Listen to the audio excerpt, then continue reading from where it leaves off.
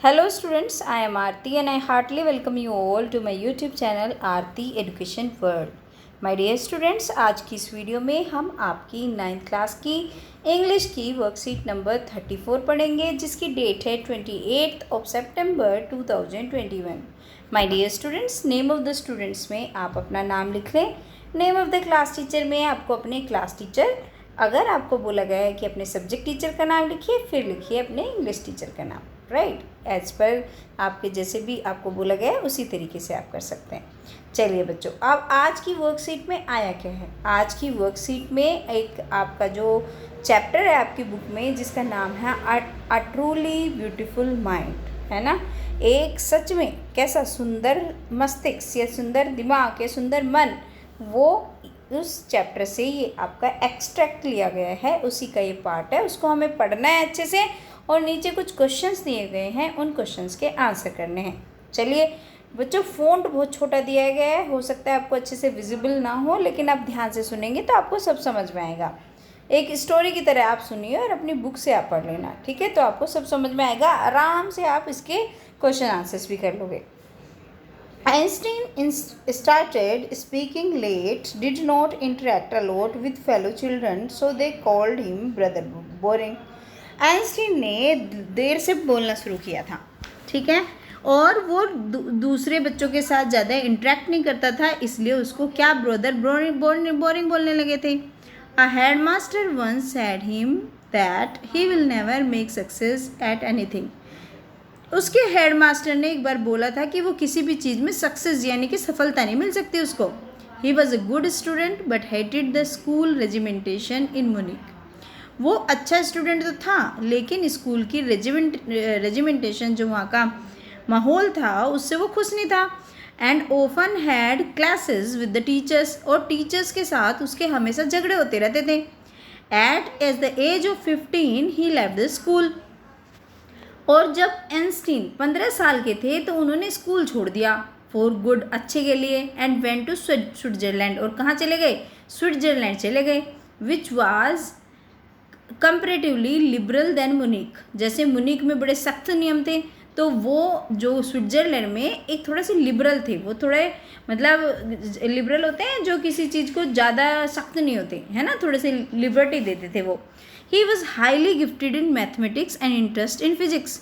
वो मैथमेटिक्स में तो बहुत ही अच्छे थे. हाईली गिफ्टेड मतलब पूरे, जैसे कोई होता है ना गॉड गिफ्टेड चाइल्ड जैसे बोलते हैं, इस तरीके से बड़े टैलेंटेड थे. और उनको फिजिक्स में भी क्या था, इंटरेस्ट रहता था. Later he studied at university of Zurich, और बाद में वो जूरिक की यूनिवर्सिटी में पढ़े. देर he left Mileva Maric and fell in love with her. और फिर वो वहाँ पर किससे मिले, जब वो जूरिक की यूनिवर्सिटी में पढ़ रहे थे तो मिलिया मारिक से मिले और उसके प्यार में पड़ गए. In 1902 he got a job as a technical expert in the patent office in Bern instead of assessing other people inventions. और 1902 में उन्हें एक टेक्निकल एक्सपर्ट की जॉब मिली पेटेंट ऑफिस में. बर्न में एक पेटेंट ऑफिस था, उसमें उन्हें एक टेक्निकल एक्सपर्ट की जॉब मिली. तो उन्होंने जो वहाँ के दूसरों को असिस्ट करने की बजाय उन्होंने लोगों की इन्वेंशन को, मतलब लोगों के जो आविष्कार थे उसको करना शुरू करा. जो Einstein was actually developing his own ideas in secret. अब वो वहाँ पे काम तो कर रहे थे, लेकिन वो काम क्या कर रहे थे, वो अपने जो उनके आइडियाज़ थे, जो अपने विचार थे, उनके जो दिमाग में प्लान थे, वो चुप चुप करके उसको डेवलप करते जा रहे थे. He is said to have looking called his desk drawer at work and Bureau of Theoretical Physics. और ये कहा जाता है जोकिंगली, वो अपनी डेस्क का जो ड्रॉयर था जिसमें वो सामान रखते थे काम करते हुए, उसको बोलते थे ब्यूरो ऑफ थ्योरेटिकल फिजिक्स, नाम बुलाया था करते थे उस ड्रॉयर का नाम, है ना. चलिए आगे देखते हैं आगे क्या है. On personal front his mother was against his marriage. और पर्सनल फ्रंट पे अगर हम बात करें उसकी पर्सनल लाइफ की आइंस्टीन की, तो उनकी जो मम्मी थी उनकी शादी के एकदम सख्त खिलाफ थी. क्यों खिलाफ थी, क्योंकि Mileva was a book like instant. क्योंकि जो मेलेविया थी वो भी जैसे जो किताबी कीड़ा था ना, आइंस्टीन तो पढ़ते रहते थे, ऐसे ही जो मिलेविया थी वो भी पढ़ती रहती थी. तो वो उसकी मम्मी नहीं चाहती थी कि जैसा आइंस्टीन है ऐसे ही आ जाए. But finally in 1903 they goat married, लेकिन अंततः 1903 में उनकी शादी हो गई। दो after birth of 2 sons and few year later, जबकि 2 बच्चे हुए उनके और कुछ सालों के बाद द मैरिज फल्टर्ड, जो मैरिज है उनकी बिखर गई। दे गोट डिवोर्स्ड इन 1919, और 1919 में उन लोगों का क्या हो गया, डिवोर्स हो गया, यानी कि तलाक हो गया। One of the famous papers of 1905, और एक प्रतिष्ठित जो अखबार था 1905 में, आइंस्टीन की स्पेशल थ्योरी ऑफ रिलेटिविटी, क्या मतलब सापेक्षता की जो आइंस्टीन का सिद्धांत है फेमस, जो आपको भी पता है बहुत प्रसिद्ध है, सापेक्षता का सिद्धांत इन्होंने 1905 में दिया था। From this followed the world most famous formula which describe relationship between mass and energy, और दुनिया का सबसे ज़्यादा फेमस फार्मूला उन्होंने तभी दिया था, जो कैसे जानते हो आप, साइंस पढ़ते हो ना बच्चों, E = mc², है ना। तो उन्होंने रिलेशनशिप किसके बीच बताई थी, जो मास और एनर्जी के बीच क्या रिलेशनशिप है, उन्होंने इसके थ्रू बताई। इन 1915 और 1915 में he had published his journal theory of relativity, 1915 में उन्होंने अपनी सापेक्षता का जो नियम है उसकी थ्योरी को भी पब्लिश कर दिया, उसके सिद्धांत को भी, कैसे वर्क करता है। Which provided a new interpretation of gravity, जिसने ग्रेविटी, आप जानते हो ना गुरुत्वाकर्षण, तो गुरुत्वता को एक नई इंटरप्रिटेशन, एक नई परिभाषा दे दी। The newspaper proclaimed his work as scientific revolution, newspaper ने उनके काम को एक वैज्ञानिक क्रांति के रूप में लिया कि विज्ञान में बहुत बड़ी क्रांति आ गई है, इसके एक रूल्स है, उसमें एक बहुत बड़े चेंज आया था एक्चुअली इससे। Einstein received the Nobel prize for physics 1921, और इस चीज़ के लिए उन्हें 1921 में, जो साहित्य में सबसे बड़ा अवार्ड होता है कौन सा, नोबेल, तो उन्हें फिजिक्स में नोबेल प्राइज़ मिला था। When the Nazis came to power in Germany 1933, जब नाजिस पावर में आया, सत्ता में आया 1933 में, Einstein emigrated to the US। Einstein कहाँ पे चला गया, यूनाइटेड स्टेट्स में चला गया। 5 years later, और 5 साल बाद, the discovery of nuclear fission in Berlin and America physicist is an uproar, for they were afraid the Nazis could build and use an atomic bomb। अब क्या हुआ, 5 साल बाद जब डिस्कवरी होगी न्यूक्लियर फिशन की बर्लिन में मतलब जो ये होने थे ना, जो बॉम्ब होते हैं, जब ये बनने लगे तो अमेरिका में बहुत वो हो गया था। तो इससे जो दे अफ्रेड द नाजिस कुड, उन्हें डर लग गया था, वो जो अमेरिकन थे, कि हो सकता है कि नाजिस कुछ ऐसे चीज़ बना दे और वो एटॉमिक बम कर ले, एटॉमिक कुछ ऐसा बनाए और यूज़ करे एटॉमिक बम का, ठीक है। At the urging of a colleague, और एक कलीग से रिक्वेस्ट करके, है ना, अर्ज होता है रिक्वेस्ट करना, तो एक अपने जो कलीग मतलब साथी से रिक्वेस्ट करके आइंस्टीन ने एक लेटर लिखा, जो उस टाइम पे अमेरिकन प्रेसिडेंट थे Franklin D Roosevelt. Franklin D Roosevelt को उन्होंने लेटर लिखा, वार्निंग दी उसमें कि जो कमिंग डेंजर है बॉम्ब का, वो हो सकता है जो खतरा है।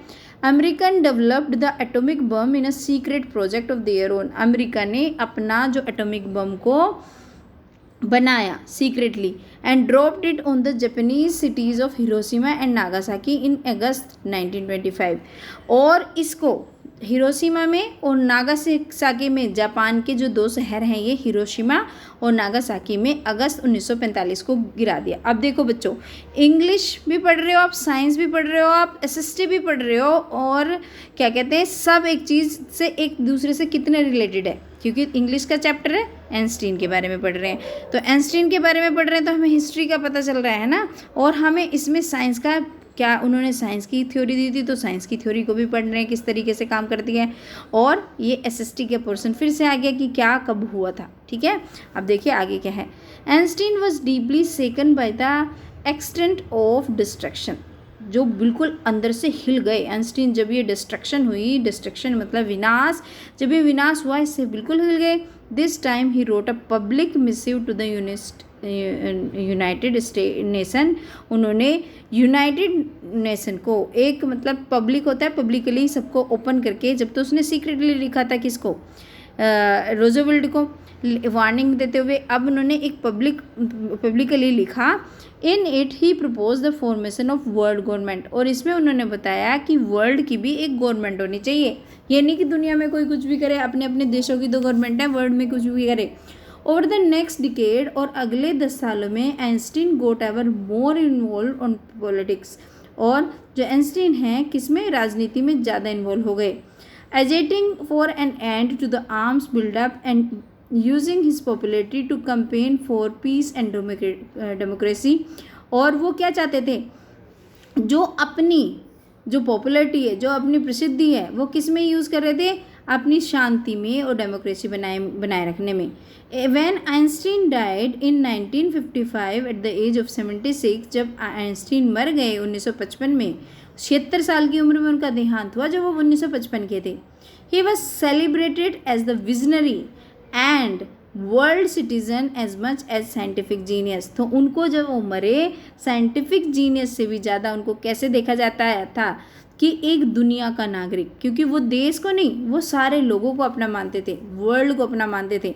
तो वर्ल्ड का एक नागरिक और एक विजनरी क्या होता है, जो दूर की दृष्टि रखता है ना, अंतर्दृष्टि वाला, तो उनको ऐसे माना जाता था। चलिए अब हमने ऑलमोस्ट पूरा चैप्टर इन्होंने कवर किया है, उसके अंदर ये हमने पढ़ लिया। अब इसके क्वेश्चन आंसर्स हम अच्छे से कर लेते हैं।